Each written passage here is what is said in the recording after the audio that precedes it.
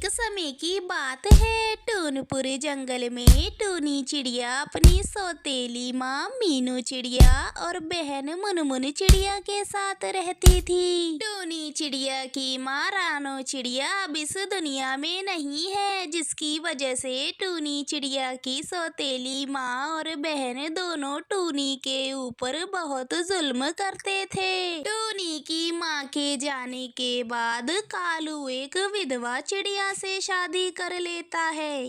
मुनमुन चिड़िया उसी की बेटी थी जो टूनी चिड़िया पर बहुत जुल्म करती थी। एक दिन टूनी चिड़िया खाना बना रही थी, तभी मुनमुन चिड़िया वहां आती है और टूनी से कहती है, टूनी मैंने तुझे सुबह का नाश्ता बनाने को बोला था, तुझे मेरी बात एक बारी में क्यों नहीं सुनाई देती? मैं सुबह से भूखी बैठी हूँ। दीदी मैं बस नाश्ता तैयार कर ही रही थी, जैसे ही नाश्ता तैयार होता है मैं आपको नाश्ता देती हूँ। थोड़ी देर बाद टूनी मुनमुन को नाश्ता ला कर देती है। नाश्ता खाते ही मुनमुन टूनी पर चिल्लाने लगती है, ये कैसा नाश्ता बनाया है टूनी? तू दिन पर दिन मोटी होती जा रही है और तेरा ये मोटापा तेरे आलस की वजह है। तू ही खा ले ये बेकार नाश्ता, मुझे नहीं खाना। मुनमुन का गुस्सा देख टूनी रोने लगती है।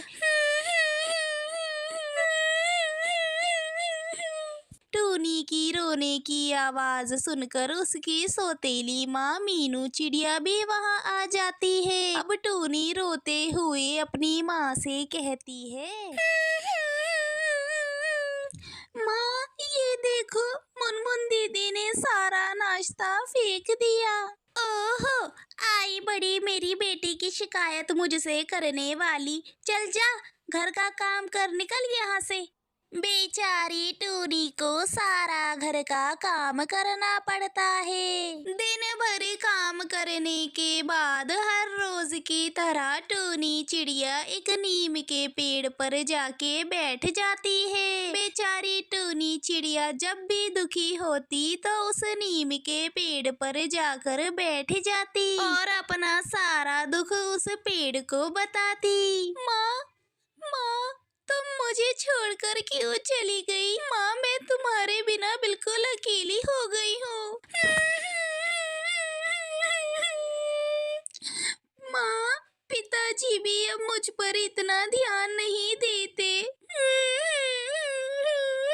बेचारी टूनी चिड़िया जब भी दुखी होती उस नीम के पेड़ पर जाके बैठ जाती और समय समय पर पेड़ को पानी भी दिया करती थी, जिससे वो पेड़ फल फूलता रहे।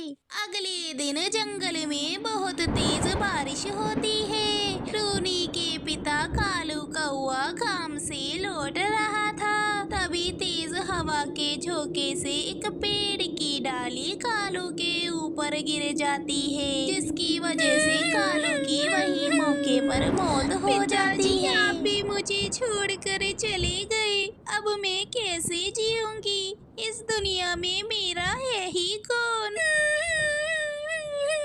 बेचारी टूनी अब अकेली सी पड़ गई थी और एक दिन कलमुही अपनी सगी माँ को तो तू पहले ही खा गई थी, अब अपने बाप को भी नहीं छोड़ा तूने तो। तेरी जैसी मनुष्य का अब इस घर में कोई काम नहीं, निकल जा मेरे घर से। माँ आप ऐसा क्यों बोल रही हो? मैं कहाँ जाऊंगी? आपके सिवा मेरा कोई नहीं है। मीनू चिड़िया टूनी की एक बात नहीं सुनती और उसे घर से बाहर निकाल देती है। बेचारी टूनी के ऊपर से माँ और बाप दोनों का साया उठ चुका था, अब वो बिल्कुल अकेली हो गई थी। टूनी घर की तलाश में इधर उधर भटक रही थी, लेकिन उसे रहने के लिए कोई आशियाना नहीं मिलता। शाम हो जाती है और टूनी परेशान होकर वापस उसी नीम के पेड़ पर आकर बैठ जाती है।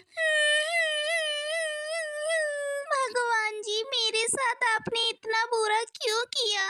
मैं अब किसके सहारे जीऊंगी? मेरे पास अपना घर भी नहीं है, मैं अब कहाँ रहूंगी और क्या खाऊंगी? पेड़ भाई मैं बहुत परेशान हूँ, क्या तुम मेरी मदद करोगे?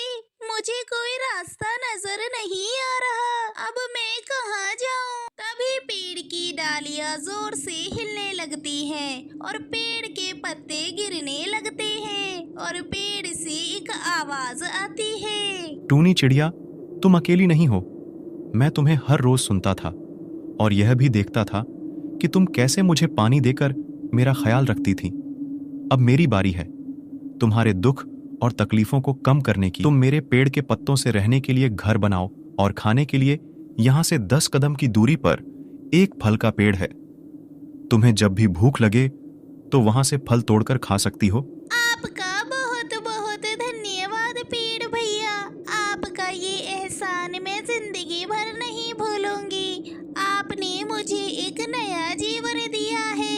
फिर टूनी चिड़िया उस नीम के पत्तों से एक प्यारा सा घर बना लेती है, जो देखने में बहुत ही सुंदर और अलग था। अब टूनी चिड़िया की सारी परेशानियां खत्म हो जाती है और वो उस प्यारे से घर में खुशी खुशी रहने लगती है।